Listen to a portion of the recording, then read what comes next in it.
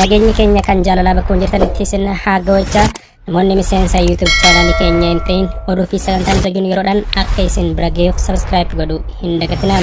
Nu jabeessuudhaaf ammoo like, comment, share godhaa gamanumaan gara bal'ina oduu keenyaatti isin dabarsinaa.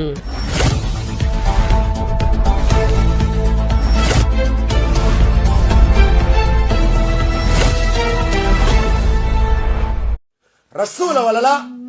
رحمتها في نجية رب ناصر حمزة وانسين جولين كابو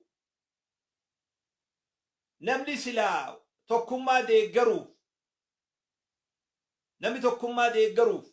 توكما أورمو دي جروف مناهد أتي بهي أكا شيخ إسلاما توكت نتلينا وكالو بانو sababa sanii nama hedduu wajji wal afaan dhaabbatee nama hedduu wajji walitti bu'e mucaan sun oggutakka matsaaf gudduus ol qabe jedhanii oggutakka masqala ol qabe jedhanii oggutakka qeesii nyaata afaan kaa'e jedhanii oggutakka namni itti duulaa ture waan hin agarre na seete waan juu wallaale malee laalaatuman ture bee mucaan sun akka nama mucalle ogan jeen dhiifa mariyaan waan itti qaa guddiseef akkas jaa sheekhni sun ustaazni sun akka sheekha islaamaa tokko tahee tokkummaa eeguudhaaf waltajjiin inni irran dhaabbatin hin jiru baga dubbiin gama isaatiin dhufte har'a ergamaa goytaa dagartee qabritti ciisa dhoorke qaalichi kun ergamaa goytaa alayhi salatu salaami qabritti ciisa dhoorke jechu ulee tokkummaa cabse ulee tokkummaa cabse ta oromoodha eenyu cabse isaanii cabse amaree bundana sheeyni gudubbatu walgahii hundarratti salawaata buusuu sodaanna maaliif nama islaaman taane nu keessa jira fiilingi isaanii eeguu jecha bismillah jechuu dhiisnaa je waan oromootiif wali dhufne waan amantiif wali maali tokkummaa eeguudha eenyu cabse ulee tokkummaadhaa cabse eenyu ulee tokkummaa oromoodhaa cabse nu biraa muslima oromoo cabse rasuula dhuquudhaan duula rasuula rabbanuudhaan duula addaa banuudhaani tokkummaan gartee oromoodhaa uleensii cabxee jechu akkatti gaa deebisan isaanii beekatan isaan qabdi nam tokkollee wari biyya faranjii keessa jiru ammaan tanaaf nama rasuula asiin gee takkaa namni addunyaa irratti namni akka kanaatti arrabse hin jiru nam tokkolleen akka responsibility fuudhee hono araaraaf nu dhufan jee akkan qeeballe hanga wal dhageenye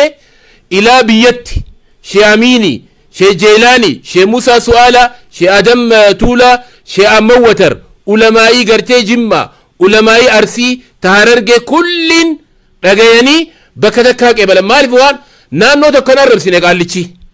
waa hedduu bade jechuu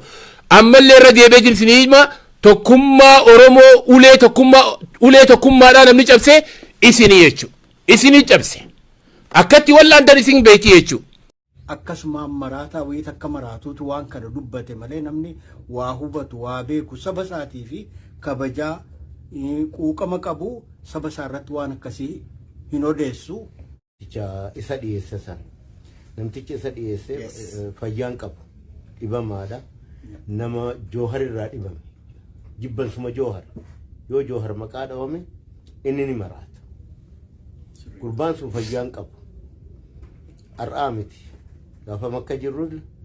dhageenye joohar arrabame aasha arrabamte aasha gaazexanyaadha dabarsiti malee waan takka nama waan tuyxin qabdu sanillee hin hafne maqama gartee islaam illee hin fedhu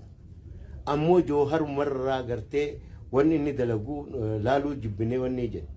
saniifuu gartee ani khaamma gartee ulamaan keenya irraa dubbatanii waan gartee namticha qaanii namticha tortoraa gartee sanii irraa dubbatan kammoo tortoraan san caalu kana dhiyeessu kana rabbiilleen gartee nurraa qaba ummanni keenya immoo ummanni saba kana gartee wajjin qabnu gartee tokkummaa qabnu waan gartee oromummaa walitti qabnu amantii adda addaan qabnu kana gaddi keessan gadda keenya jedhanii